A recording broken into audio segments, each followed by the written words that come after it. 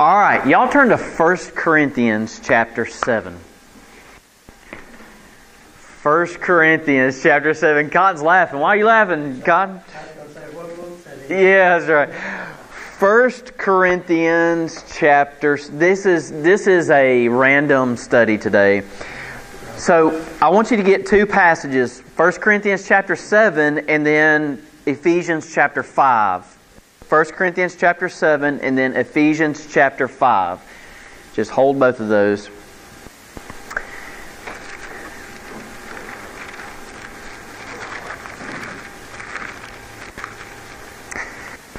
All right.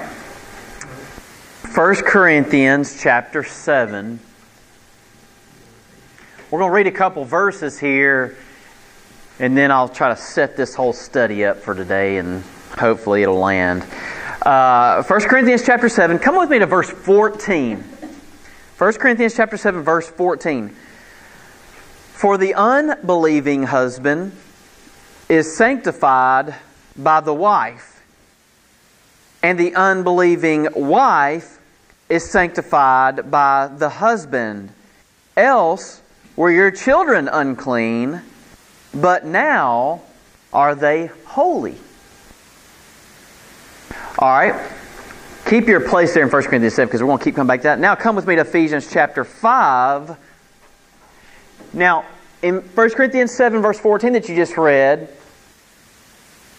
it essentially says, without one of the parents being sanctified, the children are unclean. Right? That's what it said. Now look with me at Ephesians chapter 5, verse 5.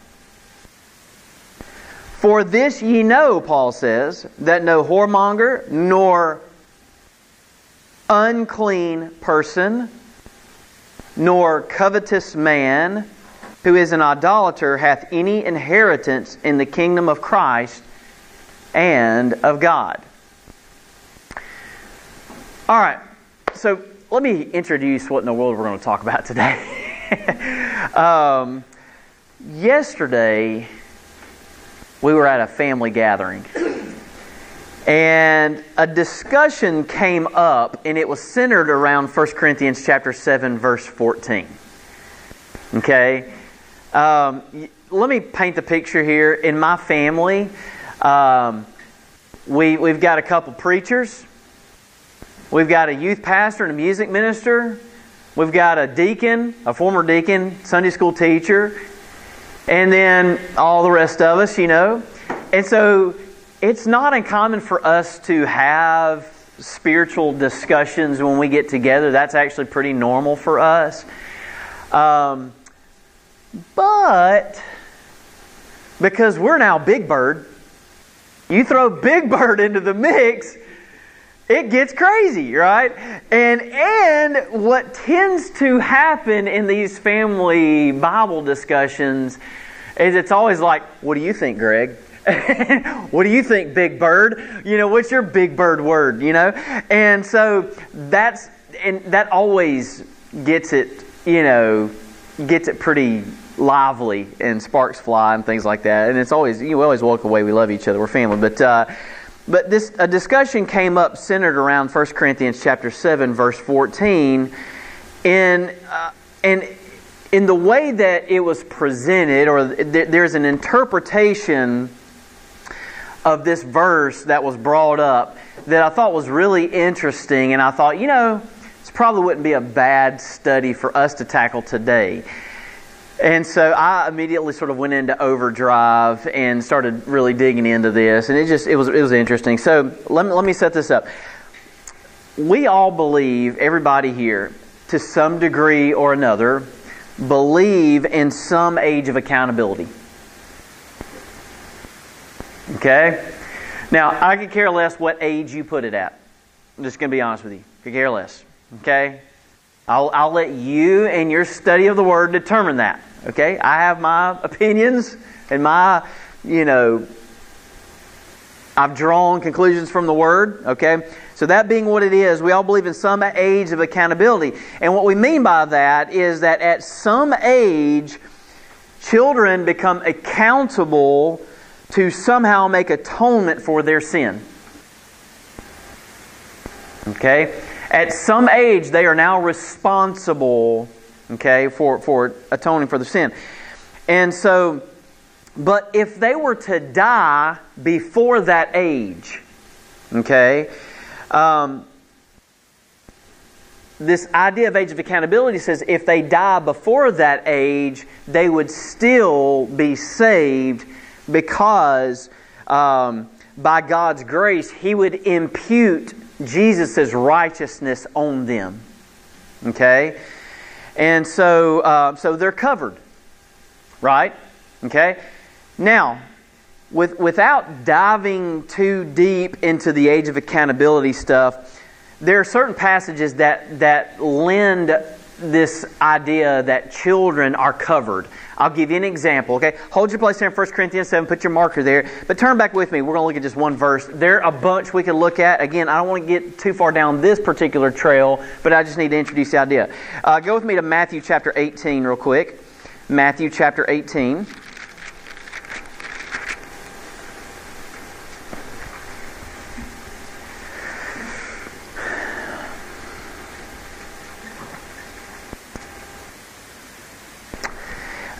And we'll just start in verse 1. Matthew chapter 18, verse 1.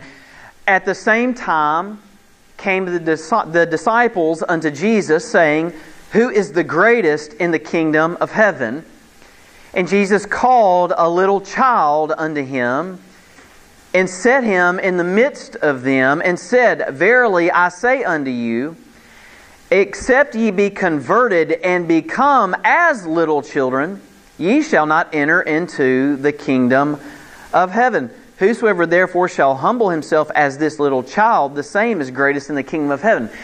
The reason why I cite this verse here is it appears that children to some degree or another are covered. They are saved regardless. Okay? And so there's an imputed righteousness there. But this is kind of where things get really interesting. Come back to 1 Corinthians 7:14 with me again, and let's read it again. 1 Corinthians 7:14. For the unbelieving husband is sanctified by the wife, and the unbelieving wife is sanctified by the husband. Else were your children unclean. In other words, if there is not one parent that is justified and sanctified, let me start over. If there is not at least one person that is sanctified, okay, then the children are unclean, it says here. Okay? Else were your children unclean. But now he's saying to these Corinthian people who are believers who have been sanctified, their children are clean. They are holy. Alright? Now, here's my question, and this is the question I want us to sort of dive into today. Does the last part of verse 14 there, does the last part of that verse suggest that children of unsaved parents are unclean and therefore will not go to heaven if they die before the age of accountability?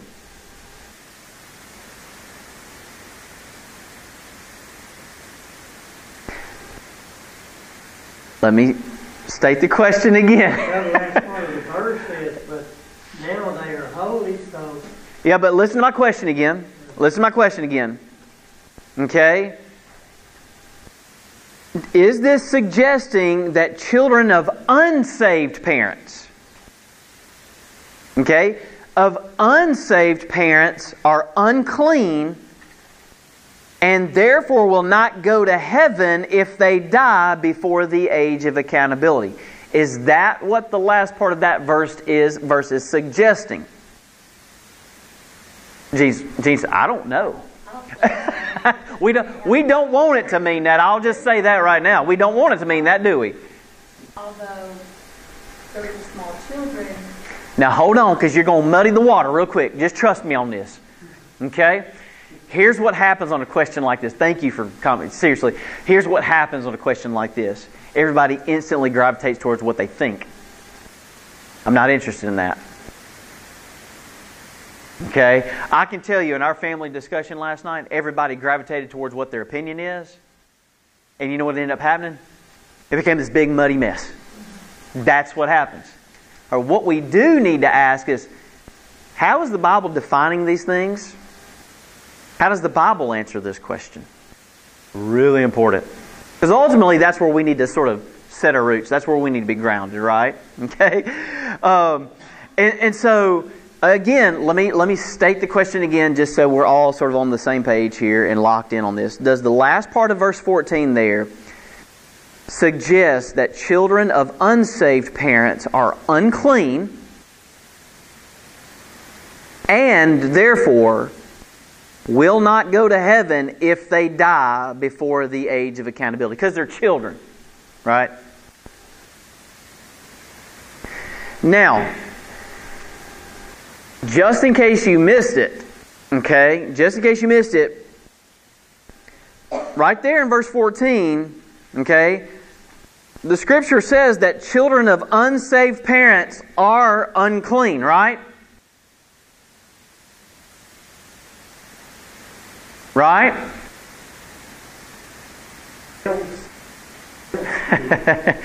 Okay? It does say this, for the unbelieving husband is sanctified by the wife. Okay? In other words, you've got a mixed marriage.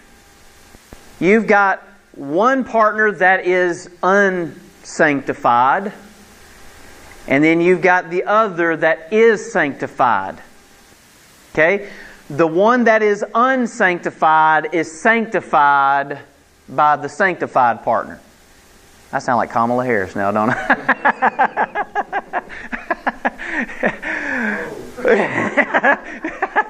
Gotta have some humor here, okay? Because this is going to get deep. I promise. That's why I wore boots today, right? It's going to get real deep in here.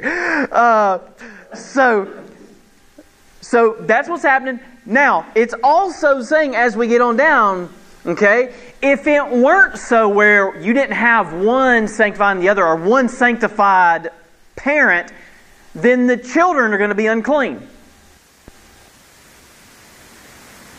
Okay? But in the case where you have at least one parent that is sanctified, the children are clean. They're holy. And that's what it's saying. Okay? But it is saying here, children are unclean in a family where neither parent is sanctified. The children are unclean. Now, if I couple that with Ephesians 5:5, Ephesians 5:5 says, no unclean thing is going to enter the kingdom of Christ and of God. So is it telling me that that unclean child ain't going to heaven? Y'all see the conundrum? I'm not saying that is the truth. I'm asking. All right. Yes. This is interdispensational. Okay? I could broaden it to say the unclean child will not be saved. Right?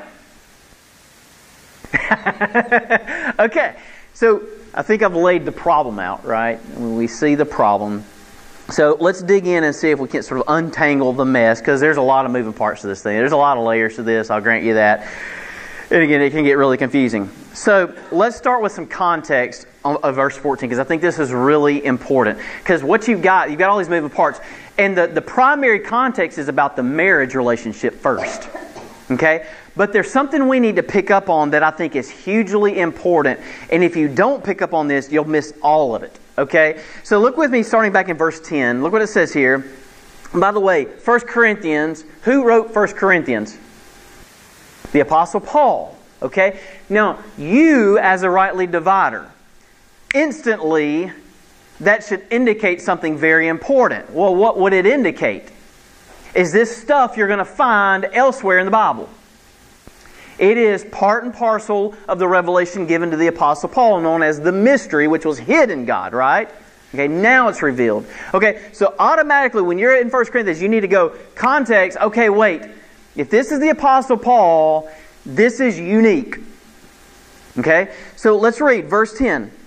And he says, and unto the married I command, now look at this language, yet not I, but the Lord, let not the wife depart from her husband.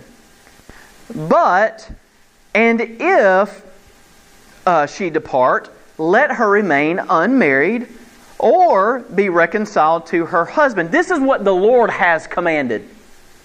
In the past, the Lord has commanded that you don't need to divorce. Okay? If you do, remain unmarried or be reconciled. That's what that was under the Lord's ministry. Okay? And He says, let her remain unmarried or be reconciled to her husband. Verse 11, and let not the husband put away his wife. Verse 12, but to the rest speak I, not the Lord.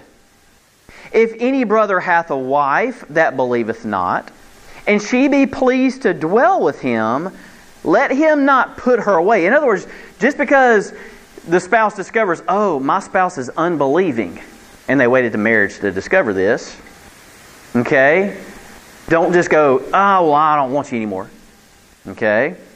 Verse 13, and the woman which hath an husband that believeth not, and if he be pleased to dwell with her, let her not leave him. Okay, now here's the reason why I bring up these verses, especially verse 10 and verse 12.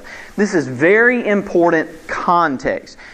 In these verses, again, this makes an impact on how we interpret verse 14. But look what verse 10 says. Verse 10, Paul says, I command, yet not I, but the Lord. Then in verse 12 he says, speak I, not the Lord. So there are some things that the Lord has commanded, but now there are some things that the Apostle Paul has commanded. The Lord never spoke them or preached them, so to speak, in His earthly ministry. Okay? That's important. Okay? And so what's the significance of that? What does that mean? Now remember, when Jesus was on the earth, His preaching and His teaching was according to the law of Moses to Israel. Here's how I know. Y'all just hang with me. We're going to go through the weeds, okay? So y'all keep your marker here. Go with me to Galatians chapter 4. Y'all have all seen this before. We're going to review some of this, okay? Galatians 4. Now, in verse 10 back there, 1 Corinthians 7, Paul reminds these Corinthians, he tells these Corinthians what the Lord has preached in the past. Okay, this is what the Lord has commanded. And then we get down to verse 12 and he says, but this is now what I say, not the Lord. Okay? Alright. And what's significant about that is, and what it means is that Jesus' commands are going to be slightly different than Paul's, and that makes a big impact. Now, Jesus' ministry was according to the law of Moses. Look what it says in Galatians 4:4. But when the fullness of the time was come, God sent forth His Son. Who was that? Okay, Jesus, made of a woman. Now what's the next part? Made under the law. Okay, let me ask you a question. When Jesus was born, was it Old Testament or New Testament times? Okay? When Jesus was alive and preaching and teaching, were they still under the law? Yes, that's what it says right there. What do you think Jesus is going to preach then? The law. How do we know that? Because I've told y'all. Take a left turn, go back to Romans chapter 15.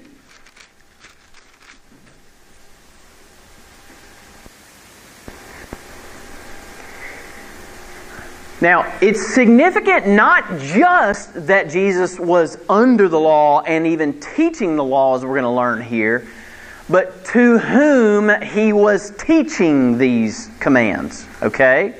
And teaching them to obey, all right? Romans chapter 15, verse 8. Paul says, now I say that Jesus Christ was a minister of whom? The circumcision. Who is that? Israel, the Jews, right? God's covenant people, right? Who were under the law and who were instructed to obey the law and to be separate, to be holy, to be all these things, okay? He says, Jesus Christ was a minister of the circumcision for the truth of God, to confirm the promises made unto the fathers. So what does that tell us? Okay? when we see Jesus' commands concerning whatever, marriage, family, guess what? Jesus is teaching the Jews, a people that were supposed to be separate and different than all of us heathen, how to have marriage and family under the law. Okay? That's what He was teaching. All right? And so, what that means is that the rules Jesus would have commanded concerning all those things, marriage, sanctification, cleanliness, all those sorts of things, were according to the Old Testament law and regulated Jews. And it dictated this: Jews were to marry Jews. The Old Testament law regulated that Jewish mamas and Jewish daddies were to teach their Jewish children, okay, the Word. Particularly at that point, the Hebrew Scriptures, the law. Okay? And that was unique and distinct. Let me show you this. Take a left turn, go all the way back to Deuteronomy chapter 7. Y'all with me so far? Everybody with me? So everybody's just leaning in. They're like, okay, so what's the point? What's the answer? Right? Just be patient. Deuteronomy chapter 7.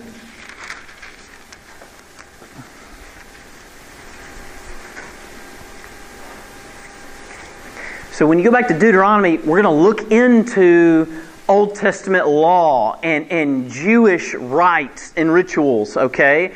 Again, this is God's chosen people, His covenant people. His whole aim with them is to channel His blessing through them to the whole world. But to do that, they had to be purified, cleansed, holied up. Okay? And the law was a part of that process. Okay? Now, look what the law did. Deuteronomy chapter 7. Let's start reading in verse 1. When the Lord thy God shall bring thee into the land whither thou goest to possess it, and hath cast out many nations before thee, the Hittites, and the Girgashites, and the Amorites, and the Canaanites, and the Perizzites, and the Hivites, and the Jebusites, and the Mosquitobites, 7 nations greater and mightier than thou. Okay? And when the Lord thy God shall deliver them before thee, thou shalt smite them and utterly destroy them. Thou shalt make no covenant with them, nor show mercy unto them, neither shalt thou make marriages with them. Thy daughter thou shalt not give unto his son, nor his daughter shalt thou take unto thy son. For they will turn away thy son from following me, that they may serve other gods. So will the anger of the Lord be kindled against you, and destroy thee suddenly. But thus shall ye deal with them. Ye shall destroy their altars, and break down their images, and cut down their groves, and burn their graven images with fire. For thou art a holy people unto the Lord thy God. The Lord thy God hath chosen thee to be a special people unto Himself, above all people that are upon the face of the earth. All right, let me ask you a question. Were the Jewish people supposed to intermarry with the heathens? Right? Okay. When Jesus comes along, He is under the law. He is a minister to the circumcision for the truth of God to confirm the promises made unto the fathers. Do you think all of a sudden He's going to change course and tell the Jews, okay, y'all can start marrying Gentiles? He never spoke such things. Those things were unheard of. They did not have mixed marriages. Okay? All right, so just keep that in mind. All right, go with me to chapter 25, Deuteronomy chapter 25.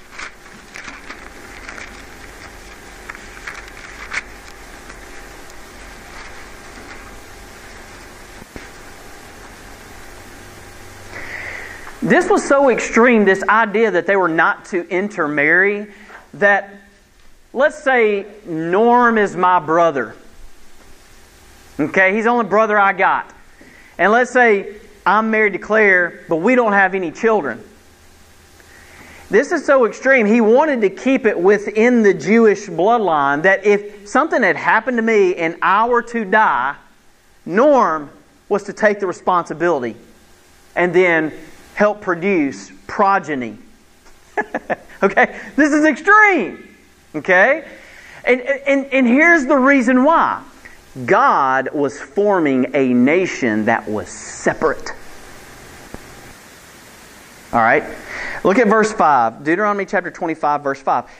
If brethren dwell together, and one of them die and have no child, the wife of the dead shall not marry without unto a stranger.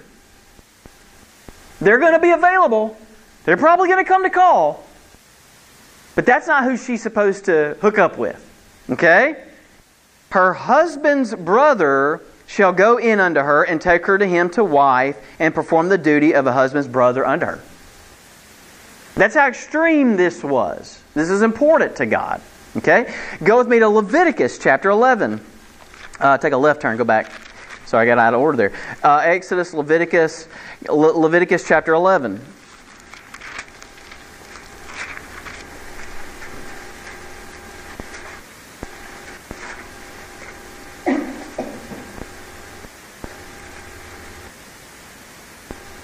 Verse 44.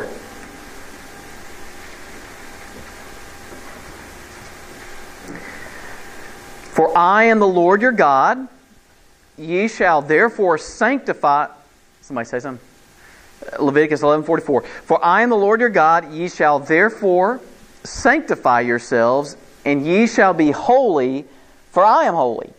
Neither shall ye defile yourselves with any manner of creeping thing that creepeth upon the earth. Those creeps. You know what the creepiest things were? It wasn't just animals, certain animals. It was, that's right, you got it. The Gentiles. Here's how we know. Take a right turn now, go all the way over to Acts chapter 10. Acts chapter 10. Now, Peter was a Jew. He was trained in the Jewish law, the Mosaic law. He was trained in the ways. Peter knew he wasn't supposed to mingle. Wasn't supposed to eat creepy animals, and he wasn't supposed to mingle with creepy people. You creeps. There is some humor here, right? Well, guess what happens? Something is happening dispensationally. The Apostle Paul, or Saul of Tarsus, who later was to become Paul, has just been converted, and that was setting a pattern. Now God was beginning a new dispensation. Peter was about to be informed of this in a very unique way. One way is that God gave him a vision of a sheet coming out of heaven with all these forbidden animals on it. And God's telling him, eat it, eat it. Well, here's Peter, a Jew, going, no, God, that stuff's forbidden. I'm not going to put that. And God keeps telling him, no, eat it, eat it, eat it. Well, then he gets called to a heathen's house. And then it clicks. Wait, God's doing something different. Okay? And that's, we're in the story here in Acts chapter 10, and come all the way down to verse 28. Well, come to verse 23, we'll get a little context. Then called he them in and lodged them, and on the morrow Peter went away with them, that is, these people from Cornelius' household, and certain brethren from Joppa accompanied him. And the morrow after they entered into Caesarea, and Cornelius awaited for them, and had called together his kinsmen and near friends, all these Gentiles. And here comes the Jew. And as Peter was coming in, Cornelius met him and fell down at his feet and worshipped him. But Peter took him up, saying, Stand up, I myself also am a man. And as he talked with him, he went in and found many that were come together. I can imagine in that moment, that was the most awkward thing for Peter. He's not supposed... Jesus himself said, don't go into the way of the Samaritans. He said, don't. I'm not sending you to those people. And now all of a sudden, here he is. He is in the wrong place. Okay? And he comes in. Now look at verse 28. And he said unto them, Ye know how that it is an unlawful thing for a man that is a Jew to keep company or come unto one of another nation. Peter's holding to this. The Jews were not supposed to intermingle in any way. At this point, though, God's now starting something different, and Peter starts to wake up to it. He says, "But God has showed me that I should not call any man common," or what? Things have changed. See, in the dispensation of the grace of God, which had now been initiated by this point, Acts chapter 10, because back in Acts chapter 9, Paul had been converted, thus sparking a new dispensation. Now there's neither Jew nor Gentile. That distinction is meaningless. Circumcised, uncircumcised makes no difference. That is meaningless. Okay? Now, the reason why I bring this up is when Jesus came to the earth and He ministered, and in 1 Corinthians 7, Paul is pointing back to the commands that Jesus gave concerning marriage. He was pointing back to a time when Jesus commanded things about marriage, but it was only Jew and Jew. Okay? At that point in the Scriptures, there wasn't any direction on, well, what if you do have a mixed marriage with a believer to an unbeliever? Or a Jew to a Gentile? There was none of that. Okay? And so Paul comes on the scene. So, who was the Apostle Paul commissioned to minister to? How do you know? Don't y'all love when I ask that? It's so mean. So y'all take a right turn. Go with me to Romans. There's a lot of passages we could look at, but I'll give you one with just some low-hanging fruit here. Romans 11.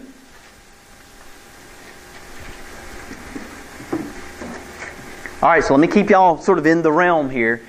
Jesus was sent to minister to Jews. He was to minister to them principles about marriage, sanctification, cleanliness, and all this stuff according to the law of Moses. Then Paul comes along. Who's he sent to? Romans 11:13. For I speak to you Gentiles, inasmuch as I am the apostle of the Gentiles, I magnify in mine office. Peter, James, John, the other 12 were never commissioned to go to the Gentiles like that.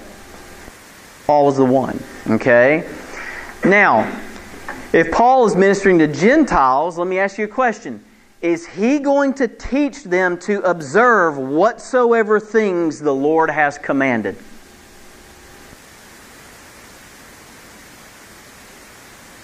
Now, see, isn't that an interesting question? Okay? Is Paul going to instruct Gentiles now, today, under the dispensation of the grace of God, to observe the law of Moses? No, why not? It's a whole different system. And we're not Israel, are we? Okay? Those principles, rules, laws, things were for a different direction and goal in mind, for a different people. It's not that there's no value. Let me be very careful here. Y'all understand me. If you go back and read the Old Testament law, it's not that if you decide you want to conduct your life according to those things, you're actually going to be a pretty pristine person if you can actually do it. Okay? I'm not saying it's not a good thing and that you should just disregard it and that you should never try to seek, to have some moral purity in your life according to the law. It's not that. Okay? So I'm not saying that at all, but what I am saying is when Paul came along, his commission, his goal, and his mission as an apostle to the Gentiles was not to bring them under the law to make them another people like Israel. That was never given to him. Okay? And so Paul is he's ministering in a different way. Here's how we know this. Take a left turn and go back with me to Matthew chapter 15 real quick.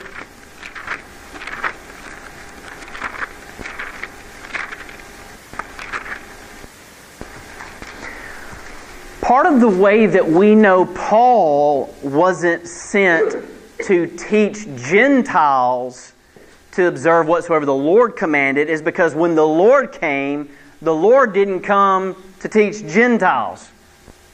Okay? Look at Matthew chapter 15, verse 24.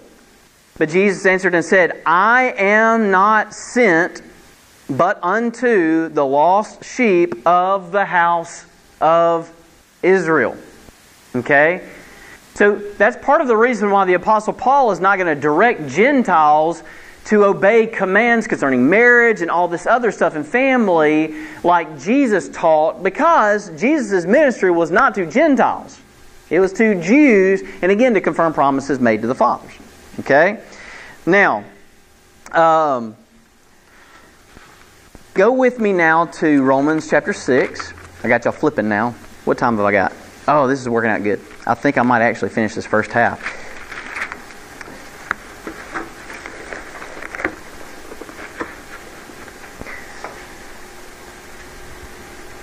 Romans chapter 6, and look at verse 14. This is one that, probably would be a good one to memorize.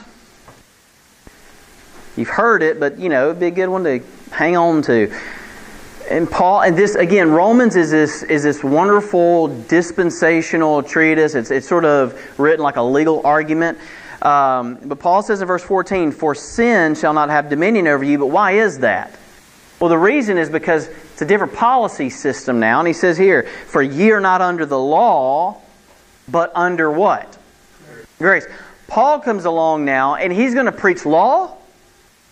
No, what is he going to preach? Grace. He even instructs Timothy, when you get over into 2 Timothy, he says, "Be strong in the grace." Okay? We are to be strong in grace and not press law. Why?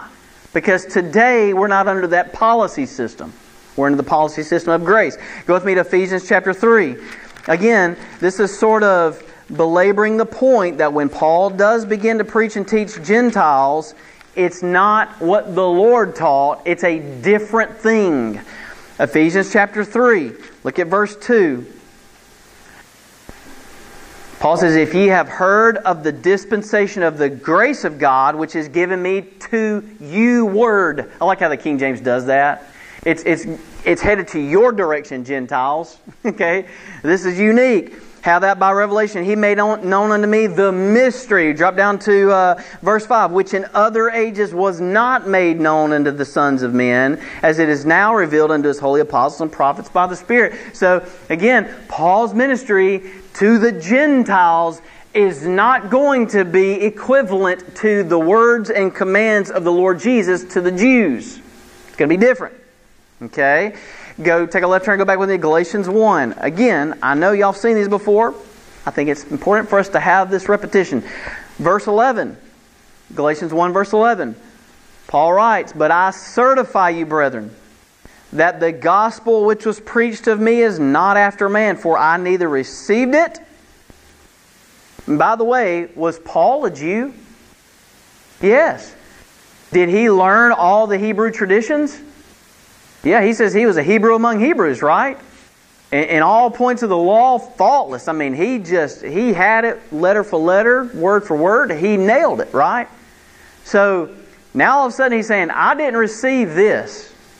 This is a whole different ball of wax, he says. Verse 12, "For I neither received it of man, neither was I taught it, but by the revelation of Jesus Christ." So this is a revelation from Jesus Christ. So, come back now to 1 Corinthians 7. We're going to put a tiny bow on this and then we'll take a break. 1 Corinthians chapter 7. So now Paul is writing by the inspiration of the Holy Spirit to these people in Corinth. Okay? And he's writing under the dispensation of the grace of God to Gentiles, not Jews. And the revelation you see recorded here in 1 Corinthians is not Old Testament law. And so that's why Paul says in verse 12, "But to the rest speak I, not the Lord." Okay? He's saying that because the Lord never spoke what is following here. Because the Lord never taught the revelation of the mystery, the information that was given in the revelation of the mystery. The Lord taught the law. And He taught that to Israel. And it regulated things like their marriages and their families, issues of sanctification and cleanliness, purification, all those things. Okay? Paul, though, here is saying, this is me speaking now, not the Lord, because his message is now different. Now, why does that matter? Okay, this is kind of what y'all been leaning toward a little bit, and I'm going to tease it. We're going to get some coffee and get our brain waking up again. It matters because now that Paul is ministering to us heathen Gentiles, there are marriage and family issues that have to be dealt with that Jesus, under the law, never dealt with. That things that were forbidden. Jews were forbidden to marry Gentiles. Okay? There were no such things as mixed marriages. Within Israel, they were all under the law. They were all performing these rituals and ceremonies and things like that. And so there was an equal yoke there. Now, we're outside that. Okay? You got all kinds of craziness happen. Especially when you release this stuff to the Gentiles, we just take it and we mess it up. Okay? It gets all crazy, right? And so... So again, but under the policy of grace now, there's no distinction between Jew and Gentile. There's mixed marriages. So now we need some guidance. Okay? We need guidance on mixed marriages and then what that means for their children. And so what happens when an unbeliever is married to a believer? And as it relates to our topic today in particular, what does it mean for their children? Now, as it turns out, in the Old Testament, there was a plan, and we're going to see this especially in the second half. There was a plan for sanctifying children. When you go back to the Mosaic Law, which Jesus taught that, there was a plan for sanctifying children. But now, we're dealing with Gentiles under grace and children in marriages that are mixed. Right? So, how do children today get sanctified? When we come back from the break, that's what we'll look at.